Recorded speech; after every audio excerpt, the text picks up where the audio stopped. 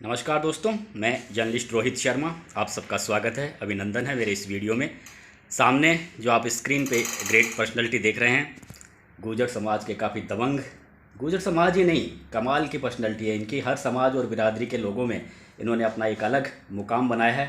Police की नौकरी छोड़ के जनसेवा के कार्य में मैं ज़्यादा से ज़्यादा रुचि लूँ, इसी वजह से इन्होंने पुलिस की नौकरी छोड़ी, बाद में कारोबार में आए। अब इनका रियल इस्टेट का कारोबार है, गोविंद ग्रुप के संस्थापक हैं और कांग्रेस पार्टी के काफ़ी सक्रिय नेता है। संगठन में चाहे इनके पास में पद रहे चाहे नहीं रहे, बिल्कुल पूरे तन मन धन से कांग्रेस पार्टी को, संगठन को मजबूती देने में लगे रहते हैं। राजेश पायलट इनके राजनीति के आदर्श थे और सचिन पायलट के कट्टर समर्थक माने जाते हैं। शिव प्रताप हरसाना ये शख्स हैं और हम अभी इनसे कुछ ज्वलंत मुद्दों पर इनसे बातचीत करने जा रहे हैं। हरसाना जी नमस्कार मेरे इस वीडियो में। नमस्कार सर। सर, अभी मालासेरी डूंगरी में प्रधानमंत्री नरेंद्र मोदी की बड़ी सभा थी, लाखों लोग आए थे। हालांकि ये जरूरी नहीं है कि उसमें सारे गुर्जर समाज के लोग ही आए हों, लेकिन कहा जा रहा है कि एक तरीके से गुर्जर समाज को पीएम मोदी ने उस पर, गुर्जर समाज पर अपनी पकड़ कर ली है और विधानसभा चुनावों में हो सकता है गुर्जर समाज बीजेपी को वोट करे। आप क्या कहना चाहेंगे?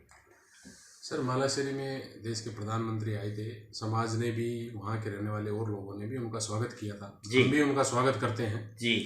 लेकिन कहीं न कहीं एक देश के पीएम होने के नाते समाज का भी एक उनके प्रति आशा थी। देश के प्रधानमंत्री है जी। एक हमारा सबसे बड़ा पूरे हिंदुस्तान नहीं कहूँ, पूरे वर्ल्ड में एक रिजर्वेशन का मुद्दा छाया था जी, जिसमें समाज को बहुत बड़ा लॉस हुआ था जी। राजस्थान सरकार में उसमें रिजर्वेशन 5% दिया है जी, लेकिन वो 9वीं अनुसूची में नहीं डाला है। तो 9वीं अनुसूची में डालने के लिए राजस्थान सरकार ने उनको नोटिफिकेशन भेजा है जी, वो अभी तक सेंटर में 9वीं अनुसूची में नहीं डाला है जी। तो एक समाज को आस थी कि प्रधानमंत्री जी देवनारायण भगवान के दर्शन करने आ रहे हैं और एक देवनारायण भगवान का 1111वां अवतार का दिन था, जन्मोत्सव था जी। तो हमें भी था कि मोदी जी अगर कुछ आ रहे हैं तो कुछ मकसद लेके आ रहे हैं। और सीधी सी जाहिर सी बात है, वो कहते हैं कि मेरी धार्मिक यात्रा है, राजनीतिक नहीं है, लेकिन टोटली राजनीतिक यात्रा थी जी। और उसमें समाज की अपेक्षा थी कि एक गुर्जर रेजिमेंट बनाया जाए, क्योंकि देश के जवानों में हो, चाहे देश के मुगलों का राज रहा हो या अंग्रेजों का राज रहा हो, हमेशा गुर्जर समाज चढ़ बढ़ के हिस्सा लिया है। चाहे देश की आज़ाद कराने में हो, चाहे आज सीमाओं पर पहरेदारी करने में हो जी, हमेशा गुर्जर समाज का जवान शहीद होता है। तो उनकी भी एक इच्छा थी कि गुर्जर रेजिमेंट बनाए जाए ताकि उनकी पहचान बने जी, युवाओं को और ज़्यादा मौका मिले जी। तीसरी चीज़ ये थी कि हो सकता है कि ये जैसे काशी विश्वनाथ के कॉरिडोर बनाया है जी, आपके महाकाल के कॉरिडोर बनाया है, तो देवनारायण भगवान भी लोक देवता है हिंदुस्तान के जी, हर सभी कास्टें उनको मानती है जी।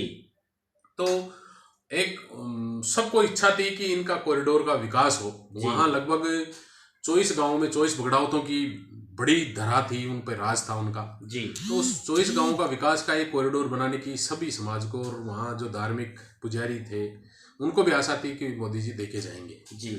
लेकिन वो तीनों चीज़ों में ही मोदी जी ने कोई गिफ्ट नहीं दिया, निराश किया। तो इससे मैं कह सकता हूँ कि बीजेपी की तरफ मूव नहीं करेगा समाज। वोट बैंक का इतना फायदा मोदी जी नहीं ले पाएंगे। लेकिन कर्नल किरोड़ी सिंह बैंसला के जो बेटे हैं विजय बैंसला, उन्होंने एक बयान दिया था पिछले कि काट की हांडी बार बार नहीं छड़ती। यानी उनका सीधा इशारा था कि कांग्रेस गवर्नमेंट के प्रति, उनके प्रति नाराजगी छाई हुई है। तो आप क्या देख रहे हैं इनके इस बयान? देखो, बैंसला जी सामाजिक नेता थे जी, और पूरा समाज नहीं, 36 कौम भी उनको सलाम करती थी, क्योंकि उन्होंने एक ऐसी मुद्दे को उठाया था और एक ऐसे पिछड़े हुए समाज को जी मुख्य धारा में लाने का प्रयास किया था उन्होंने जी। जो भेड़ बकरी चराते थे, एक छवि थी कि गांव में रहता है, किसान है, नौकरियों में 5% रिजर्वेशन दिला करके उन्होंने जो एक अध्याय हमारा शुरू किया है जी, एक विकास का जी, उसमें बहुत अच्छा सहयोग था। कर्नल साहब को हम सम्मान से, सभी सम्मान से देखते हैं और उनको सम्मान भी दिया है जी, आज भी दे रहे हैं जी। लेकिन विजय बैंसला की जो वर्किंग है जी, वो एक राजनीतिक पृष्ठभूमि की बन चुकी है कम्प्लीटली। जी, बीजेपी को ज्वाइन कर रखा उन्होंने जी। बीच में आपने देखा होगा कि भारत जोड़ो यात्रा थी राहुल गांधी जी की। जी, जी। तो उन्होंने विरोध किया है कि मैं इसका विरोध करूंगा राहुल गांधी जी का, जब तक हमारी जो मांगे थी। हाँ, हाँ, जी। तो जब कांग्रेस पार्टी ने आपको रिजर्वेशन दिया है और आपकी बातों को कंटिन्यू बात कर रहे हैं, तो आपको बात करना चाहिए। आप बीजेपी ज्वाइन करके आप सामाजिक मुद्दा कैसे उठा सकते हो? जी। अगर आप सामाजिक बात रहते हो तो बीजेपी भी आपको सुनेगी, कांग्रेस भी सुनेगी। लेकिन अगर आप किसी पार्टी के पाले में बैठ करके आप ये कहो कि हमें समाज को ये दो वो दो, तो वो कहीं ना कहीं पार्टी को भी महसूस होता है कि आदमी बीजेपी का आदमी है, इसकी बातें क्यों सुनी जाए। हर्षाना जी, मेरा सवाल एक और है, इसी सवाल से जुड़ा हुआ सवाल है। तो फिर क्या हम ये मानेंगे कि गुर्जर समाज के जो नेता हैं इसमें बटे हुए हैं, तो फिर मतदाता भी बटे हुए हैं? नहीं सर, ये आप बहुत बड़ा क्वेश्चन किया आपने, और इसको मैं बहुत बड़ा अच्छा जवाब भी देना चाहता हूँ। गुर्जर समाज आज राजनीतिक पृष्ठभूमि की बात करूँ मैं जी, तो एकदम सचिन पायलट साहब के साथ 2018 में आपने देखा है। जी, जी, जी। आशा भी थी समाज को जी, और एक हमारे साफ स्वच्छ छवि के कांग्रेस के लीडर है जिसको 36 कौम चाहती है। जी। जब 36 कौम चाहती है तो गुर्जर समाज ने भी उसी धारा में बहते हुए बहुत ज्यादा में, मतलब ये कह सकता हूँ कि 99% वोट सचिन पायलट साहब को दिया। जी। तो गुर्जर समाज अभी बटा हुआ नहीं है, गुर्जर समाज एक बोरे में बंध गया है पूरा, कि जिधर भी जाएगा एक साथ जाएगा। मैं आपको ये दावे के साथ कहता हूँ। एक ये जो देवनारायण बोर्ड का जो गठन की बात है, अगर गहलोत साहब अगर सरकार के गठन के तुरंत बाद पहले ही बजट में अगर इसका गठन कर देते देवनारायण बोर्ड का, तो काफ़ी कुछ अच्छा विश्वास होता गुर्जर समाज में। आप क्या कहना चाहेंगे? बिल्कुल सही बात है। अगर गठन जल्दी होता है किसी बोर्ड का, सरकार के साथ साथ गठन होता है, तो उसको कार्यक्रम करने के, कार्यकाल को पूरा निभाने के, प्लानिंग करने के बहुत टाइम मिलता है। टाइम बहुत जरूरी होता है जी। अब लास्ट में जाकर के आपने बनाया है और उसमें बजट नहीं दे रहे हो आप जी। तो एक तो सबसे बड़ी बात है कि आप 1000 का बजट दे रहे हो। अब आप बजट को कंप्लीटली डिस्ट्रीब्यूट करोगे और वो छात्रावास बने जी, लाइब्रेरी बने जी, और एमबीसी वर्ग का उत्थान में काम आए पैसा जी, तो उसका मैं कहता हूँ कि फायदा बहुत जल्दी अब मिल पाएगा जो 5 साल पहले 4 साल पहले मिलता जी।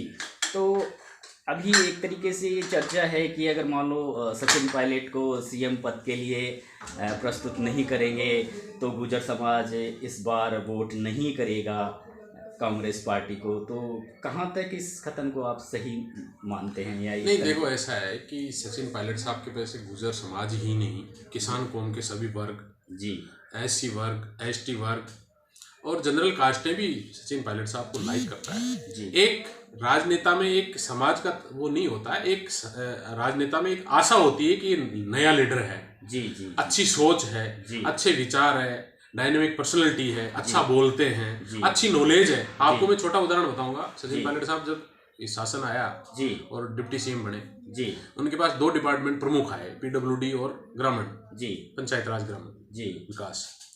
सबसे पहले आप देखा होगा कि सचिन पायलट साहब ने नरेगा के अंदर सबसे ज्यादा हिंदुस्तान में मजदूर लगाए जी।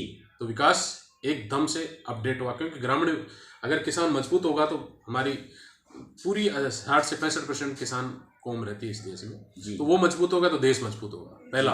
दूसरा, इन्होंने पंचायत राज में एक बहुत बड़ा रिलेवेशन लाए कि इतनी ग्राम पंचायतें बनाई जो कितने सालों से पेंडिंग थी, इतनी पंचायत समितियां बनाई, कितने सरपंच आए, कितने वार्ड पंच आए, कितने प्रधान आए, कितने पंचायत समितियां बढ़ी, एक भागीदारी सरकार में बनी। तो मैं छोटा सा कार्यकाल था और इतना बड़ा चेंज दिया था इन्होंने कि सबको आशा है पायलट साहब से कि ये आदमी कुछ कर सकता है जी। और अभी भी आशा पायलट साहब से इस राजस्थान के लोगों को है कि अगर पायलट साहब को नेतृत्व दिया जाता है तो मैं 100% कहता हूं कि सरकार दोबारा 2023 रिपीट कर सकती है। सबका सहयोग उसमें रहेगा। मैं ये नहीं कहता हूं कि सहयोग के बिना करेंगे, सहयोग सबका रहेगा। सहयोग आगे भी पीछे भी था, बट आज पूरे हमारे व्यापारी वर्ग में भी ऐसी आशा है कि सचिन पायलट साहब अगर सीएम बनते हैं तो कई ज्वलंत मुद्दे उनको ये सॉर्ट आउट करेंगे। एक अभी बजट आ रहा है और आप रियल इस्टेट कारोबार की जो कंपनी है गोविंद ग्रुप के आप संस्थापक भी हैं, तो रियल इस्टेट कारोबार में के लिए आप बजट में क्या अपेक्षाएं कर रहे हैं कि अगर राजस्थान गवर्नमेंट बजट? अभी हमारा एक टॉक शो भी हुआ था राजस्थान पत्रिका का पिछले दिनों में, हमने वहाँ भी क्वेश्चन उठाए थे, वहाँ भी गवर्नमेंट के नुमाइंदे आए थे वहाँ जी। और मेरी तो सलाह भी है कि कांग्रेस माइंडेड आदमी हूँ मैं जी। सरकार को एक तो सबसे पहले जो सेक्टर रोड्स है जी, क्योंकि अगर किसी भी शहर का विकास है तो रोड्स पे नेटवर्क अच्छा होना चाहिए जी। साफ सफाई अच्छी होनी चाहिए जी शहर की, और सबसे बड़ा जो एक इंडस्ट्रीज डेवलप होना चाहिए जी।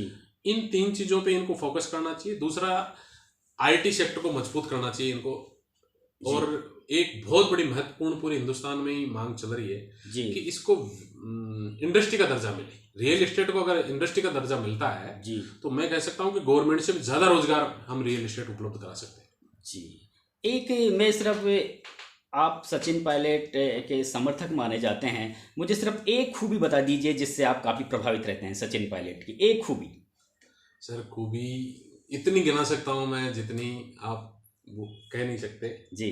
सचिन पायलट साहब ईमानदार आदमी हैं जी, साफ सुथरा बोलते हैं, झूठ नहीं बोलते कभी भी जी। एक नई सोच है उनके प्रति, लोगों को सबको साथ लेके चलते हैं जी। अच्छी प्रोग्रेसिव सोच है उनकी जी।